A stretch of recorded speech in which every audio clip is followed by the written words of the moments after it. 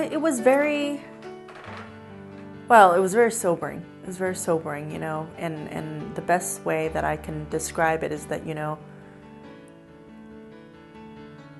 you look back on it and you think, what a smug little idiot I am, or was in high school. You just never think it could happen to you. You know, I never thought it would be me.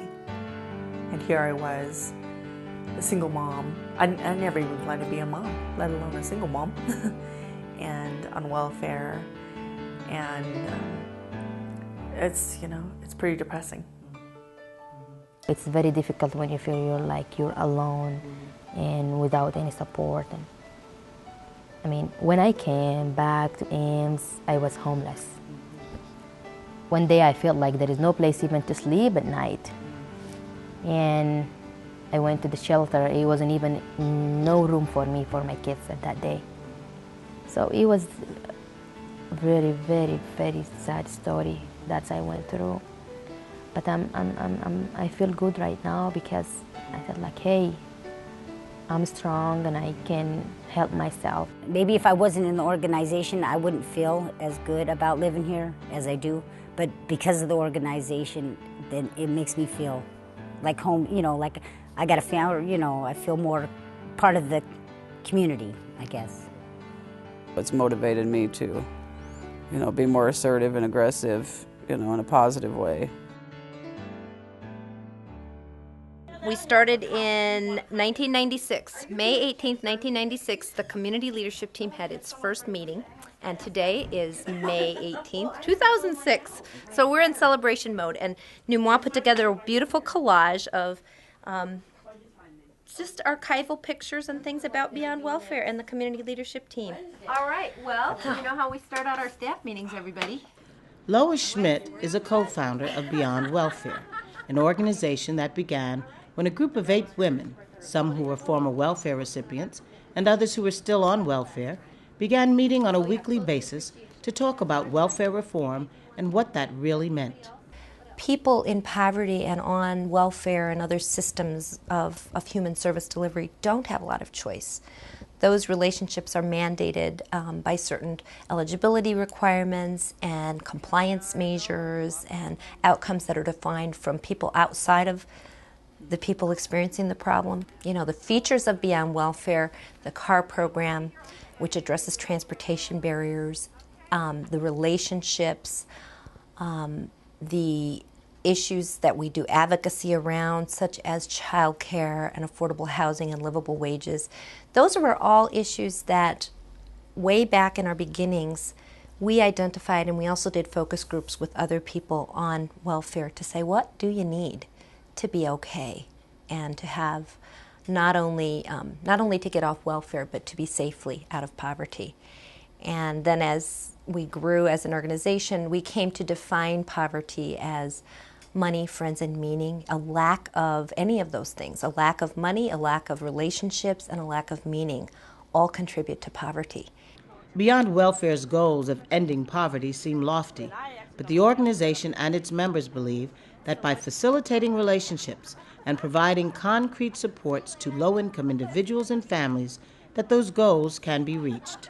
The key strategy of Beyond Welfare is building relationships across class and race, cultural lines, and that those relationships are seen and exercised as equal relationships, where it's a learning partnership, not a typical mentoring or helping relationship, but we very much strive to we strive for relationships that are qualitatively different than service relationships or helping relationships. The cornerstone of Beyond Welfare is the community leadership team. Every Thursday night, people from all walks of life, from different racial, ethnic, economic, and social backgrounds, gather to eat together and to intentionally develop relationships that will be supportive and long-lasting, and that will have positive impacts on individuals, families, and the community as a whole. These weekly meetings consist of staff, low-income individuals and families in need of support, who are called participants, and volunteers from the community, who are called allies, and who want to play a role in the positive transformation of lives and communities. So we like to start out our CLT meetings by actually noticing that we are in the company of good people and that we made a good decision to get out of the house and come and be together and with people who care to make the community that we live in a better place for everybody. You come in, you don't know who's sitting around that circle as far as if this is person who's got money, person who doesn't have money, the color of the skin doesn't make a difference, the gender doesn't make a difference. They have figured out ways, techniques to bring people together that allows you to be a human being and not a human doing. All labels are just left. Each community leadership team meeting begins with a presentation of the group's purpose and principles. Then we have a ritual called New and Good, which is an intentional process of going around. Everyone gets equal attention, equal time. Each person takes the turn to say their name, where they're from, and what's going well in their lives. I'm Jan from rural Story County, halfway between Ames and Roland, and Story City and Nevada and Gilbert. I got my car fixed, which was under $100. Wow. So I was pleased, and I'm just really enjoying this weather. Going to get the rest of my garden planted this week. Everyone in the circle will give and receive attention. Everyone will share and speak, and everyone will be listened to. That's reciprocity, and along with choice, we embed reciprocity in everything that we do. I know one of the things we were really impressed with was that we couldn't tell who the participants were and who the allies were. And we thought that was neat, that everybody was treated so equally, and there wasn't any pecking order. So we like that immediately. And everybody is listened to and respected, and probably the only way real community can be built. Done a lot of my life living in isolation, and so to be around a bunch of people that were so welcoming and friendly and nice was definitely out of the norm for me. They also understand that the isolation that goes along with poverty is something that also needs to be dealt with. So if you join the group, you are not isolated anymore. You have a group that accepts you just the way you are, warts and all. I came one Thursday night. As a matter of fact, I got dropped off there, and I was so impressed till I came the next Thursday on the bus. And so I was getting ready to get on the bus to leave, and one of the members just said, "I'll take you home." And she came every Thursday to get me, and even volunteered to take me to the grocery store or to take me on job interviews, and wouldn't even take any gas. There is a segment of the gathering that is called Needs and Offering, where immediate needs of individuals are raised and often solved from within the circle, whether it's someone who needs a computer or a refrigerator, some help with making pies, or help with the moving van. My son Noah needs some shoes, some tennis shoes, because he's wearing holes in his tennis shoes. And I just bought him some, and he got them at Christmas time, and they're too small. I only wore them once. It is about moving the community out of poverty as well. It's not just about the individual. It's about having an impact in a greater way and helping people to realize that poverty hurts everybody. Whether you have money or not, you are affected by poverty. And so there's this bigger issue, and there's advocacy that's done around that. And there is, through building relationships, one person at a time, we're changing the way people think about poverty and how they act when it comes to trying to get rid of poverty, which is money, meaning, and friends. Often we'll use listening exercises with one another, again, where we exchange. I may listen to you for 5 minutes, and you listen to me for 5 minutes, and each of us speaks about whatever's on our mind in terms of the theme of the night, or because choice is important. Anything else we want to talk about in our little 5 minutes of getting undivided attention. They have like groups where they pair you off and do different exercises where you learn to share and yet you learn to talk. And it makes you think, about if you change your way of thinking, sometimes it really does help. What you soon learn when you get involved in this is that you have just as many needs as the people you're helping. And suddenly you discover, I'm working with this person who is a participant and I'm an ally, and suddenly I become a participant and he becomes the ally because I've got a problem that he can solve, that he can help me solve.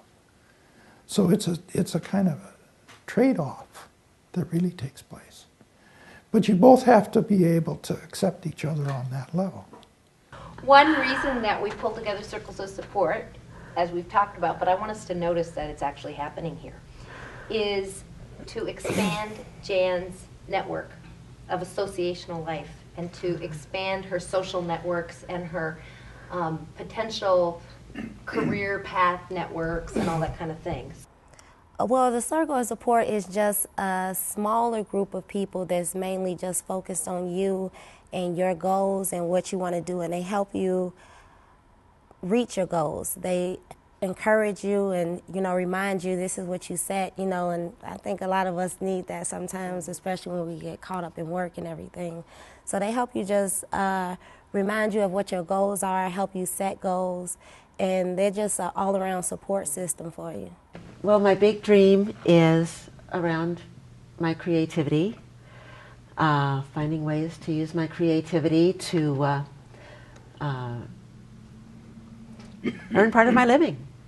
The dream path comes in where the participant gets to, you get asked, wow, what are your dreams? And everything counts. Nothing is discouraged, and it's words and it's pictures and it's a physical tool that we use and we draw on, and you go from the dream to figuring out a goal that can happen in this year, and then you start where you're at now and move towards that goal. I'm hearing you completed online class, right? Yes. And I'm hearing you shared your writing with your circle. And it becomes like a plan. Okay, I've got a plan for the next 5 years, and these folks are going to help me do it.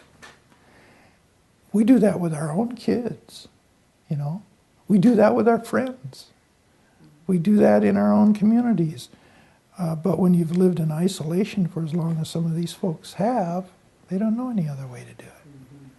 So that's why they invite the community in to say, hey, help us do this. It's really nice because I also like to think of myself as an aspiring writer. And I actually invited Jan to join my Unitarian writing workshop. And she's been such an asset in the group because, for one thing, she's always has a story ready. And she's incredibly humorous. So everybody in my group really appreciates her. And I think the circle has encouraged her to understand that her writing was good and that others would appreciate it. Beyond Welfare also has a Wheels to Work program, where cars are donated to the organization, and participants who are matched up with a vehicle sign an agreement, a reciprocity agreement, that says they will give back to the community in exchange for the car. That idea of reciprocity for a car came from participants, people who were on welfare, who said, don't give me anything for nothing. Please don't do that to me. I'm service to death. I don't want something for nothing. And if they're giving you a car, if somebody needs to go to the grocery store, you should give them a ride to the store. Do as much as you can to help them out. Because without Beyond Welfare, I wouldn't have the jobs that I have. I wouldn't have been able to move around freely like I am with a car, because the bus system at Ames, you got to catch it on the schedule. Then when school's not in, it's not running sometimes. And overall, Beyond Welfare is the place for me. I like it. Without that car, I don't know where I'd be. And now I'm working steady now, and it's reliable transportation, and allowed me to take my 2 children to go see their father, all the way down in Louisiana. The car had no problem making it all the way there and coming all the way back. So that was nice. I try to volunteer when people need, to go on medical appointments or, get groceries. And another girl just started work, didn't have a car, so I'd take her to work and home from work.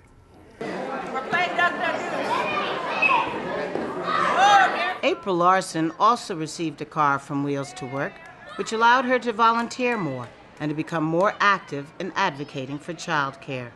They were doing some work around child care issues and funding for the state of Iowa. And because of me and 2 other girls sharing our story, we helped allocate $165,000 at the state level, which the federal level matched that amount. So because of us telling our story, we were able to get that money for working parents, to be able to receive assistance for daycare. So that was very nice to be able to contribute to that and to be able to empower myself knowing that, this was possible and that, to be able to encourage other people that, yes, your voice does matter. And we have been meeting on Thursday nights for a long time, but we started actually on May 18th, 1996, on a Saturday. And we feel that it's just a good fortune and a wonderful blessing that May 18th, 2006 landed on a Thursday, because we've been meeting on Thursday nights for a really long time. It does go beyond feeling good in that we are very much working towards people taking control or people taking charge of their thinking and taking charge of their lives, along with, not in an individualized, isolated kind of way of taking charge of your life, but in the spirit of community and looking out for one another. So it is about focusing on leadership development and the ability even for people to believe that they have some self-determination and some mutuality of interest with one another and in one another's lives. And again, it's not just about the participants changing their lives by furthering education or seeking employment. Those are all important things. However, we're looking towards impacting societal change as well. 51% of the members of the board of Beyond Welfare are participants, and most of the staff were former welfare recipients. In addition to Lois Schmidt, Cindy Weigel was a single mom with 2 children on welfare and was a board member before becoming co-director this year. Something that I get every single week when I'm there is it makes me hopeful. It makes me hopeful for a better world. And there's not a lot of places you can go anymore, anywhere, that inspire hope and give you tools and ways to move yourself out of poverty, out of isolation, and become part of community. Numwa Linaulu is a single mother who found herself on welfare and remembers being inspired when told that everyone has gifts and talents, and became so involved in the organization through volunteering that she eventually became a board member. And when the position of Director of Development became available, she jumped at the opportunity. She is now the Community Resources Coordinator. In the early days when I first came, Beyond Welfare was very active and, advocating around livable wages, affordable child care, reasonable living, housing, things like that. And I was just so empowered by that. I mean, it really opened my eyes to what I could do as a human being. And I just said, that's the kind of life I want to live. I want my time here to be valuable. Cindy Blessing was a divorced mother of 2 sons who ended up homeless after her mom passed away and she went into a deep depression. She says Beyond Welfare helped her get her self-esteem back, and she now heads up the community leadership team in Nevada. Lois came to me and said, you would be perfect for that. You should do that. And I'm going, no, I don't think so. Yes, you would. Yes, you would. Okay, I'll try it out and see if it fits. And I get so much encouragement by everybody. You're doing a great job. I have a lot of doubts myself, but everybody, appreciates the job I'm doing and how well I'm doing it. So, Beyond Welfare is one of 6 community partnerships that was selected out of 764 applicants by the New York Academy of Medicine with funding from the Kellogg Foundation to participate in a study that would investigate their processes and principles and to conduct research on how they are impacting people in poverty in a meaningful way. We've done hundreds, actually, of one-to-one interviews with participants and allies and other partners out in the community. We've done group discussions that are a mix of participants and allies and sort of institutional partners and so forth. And the consistency of the message of what people understand Beyond Welfare to be, and not only what they understand it to be, but why they say it works for them, participants and allies alike. Hundreds of people are saying it is the relationships that are built, it is that we all eat together, it is that we have these rituals and that we focus on our principles and we embrace them as a community, and that we relate as human beings with mutuality of needs and gifts and talents rather than Some of us are needy and some of us have the answers. This is coming out of everybody. I still describe this probably as the most significant civic thing I've done in my life. I think one of the effects on me is it's made me a better citizen. I listen to policy discussions, I listen to politicians differently than I would have 5 years ago. I mean, I listen for what's going to be the effect of what they're proposing on the people that I have dinner with on Thursday nights, not simply is it a good policy.